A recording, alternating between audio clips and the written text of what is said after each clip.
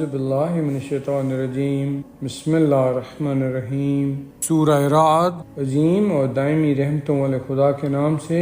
الف لام میم را، یہ کتاب خدا کی آیتیں ہیں، اور جو کچھ بھی آپ کے پروردگار کی طرف سے نازل کیا گیا ہے وہ سب برحق ہے، لیکن لوگوں کی اکثریت ایمان لانے والی نہیں ہے۔ اللہ ہی وہ ہے جس نے آسمانوں کو بغیر کسی ستون کے بلند کر دیا ہے، جیسا کہ تم دیکھ رہے ہو۔ اس کے بعد اس نے عرش پر اقتدار قائم کیا اور آفتاب و ماہتاب کو مسخر بنایا کہ سب ایک معینہ مدت تک چلتے رہیں گے۔ وہی تمام امور کی تدبیر کرنے والا ہے اور اپنی آیات کو مفصل طور سے بیان کرتا ہے کہ شاید تم لوگ پروردگار کی ملاقات کا یقین پیدا کر لو۔ وہ خدا وہ ہے جس نے زمین کو پھیلایا اور اس میں اٹل قسم کے پہاڑ قرار دیے اور نہریں جاری کیں اور ہر پھل کا جوڑا قرار دیا۔ وہ رات کے پردے سے دن کو ڈھانپ دیتا ہے اور اس میں صاحبان فکر و نظر کے لیے بڑی نشانیاں پائی جاتی ہیں۔ اور زمین کے متعدد ٹکڑے آپس میں ایک دوسرے سے ملے ہوئے ہیں، اور انگور کے باغات ہیں اور زراعت ہے،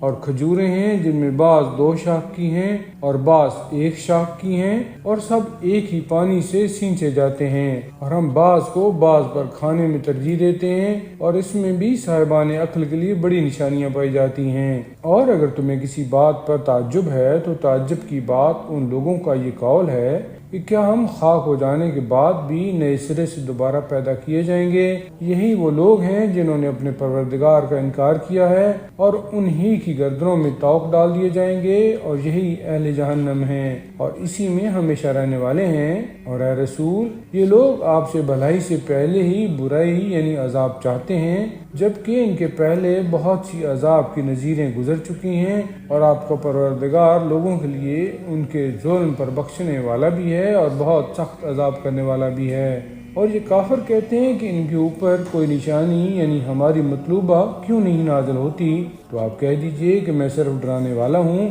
اور ہر قوم کے لیے ایک ہادی اور رہبر ہے۔ اللہ بہتر جانتا ہے کہ ہر عورت کے شکم میں کیا ہے اور اس کے رحم میں کیا کمی اور جاتی ہوتی رہتی ہے، اور ہر شے کی اس کے نزدیک ایک مقدار معین ہے۔ وہ غائب و حاضر سب کا جانے والا بزرگ بالا تر ہے۔ اس کے نزدیک تم میں کے سب برابر ہیں، جو بات آہستہ کہے اور جو بلند آواز سے کہے، اور جو رات میں چھپا رہے اور دن میں چلتا رہے۔ اس کے لیے سامنے اور پیچھے سے محافظ طاقتیں ہیں جو حکم خدا سے اس کی حفاظت کرتی ہیں، اور خدا کسی قوم کے حالات کو اس وقت تک نہیں بدلتا جب تک وہ خود اپنے کو تبدیل نہ کر لے، اور جب خدا کسی قوم پر عذاب کا ارادہ کر لیتا ہے تو کوئی ٹال نہیں سکتا ہے، اور نہ اس کے علاوہ کسی کا والی و سرپرست ہے۔ وہی خدا ہے جو تمہیں ڈرانے اور لالچ دلانے کے لیے بجلیاں دکھاتا ہے اور پانی سے لدے ہوئے بوجھل بادل ایجاد کرتا ہے، گرج اس کی حمد کی تسبیح کرتی ہے،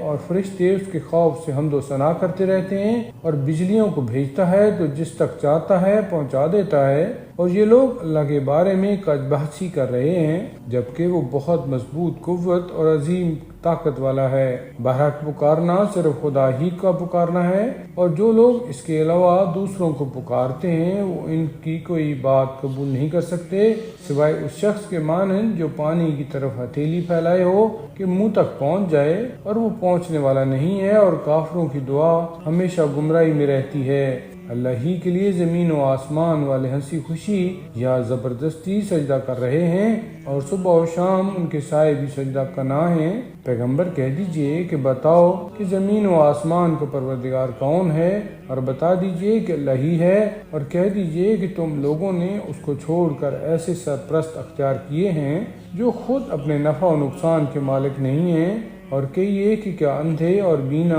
ایک جیسے ہو سکتے ہیں، یا نور و ظلمت برابر ہو سکتے ہیں؟ یا ان لوگوں نے اللہ کے لیے ایسے شریک بنائے ہیں جنہوں نے اس کی طرح کائنات خلقی ہے اور ان پر خلقت مشتبہ ہو گئی ہے؟ کہہ دیجئے کہ اللہ ہی ہر شے کا خالق ہے، اور وہی یکتا اور سب پر غالب ہے۔ اس نے آسمان سے پانی برسایا تو وادیوں میں بقدر ظرف بہنے لگا، اور سیلاب میں جوش کھا کر جھاگ آ گیا، اور اس دھات سے بھی جھاگ پیدا ہو گیا جس سے آگ پر زیور یا کوئی دوسرا سامان بنانے کے لیے پگھلاتے ہیں۔ اسی طرح پروردگار حق و باطل کی مثال بیان کرتا ہے کہ جھاگ خشک ہو کر فنا ہو جاتا ہے، اور جو لوگوں کو فائدہ پہنچانے والا ہے وہ زمین میں باقی رہ جاتا ہے، اور خدا اسی طرح مثالیں بیان کرتا ہے۔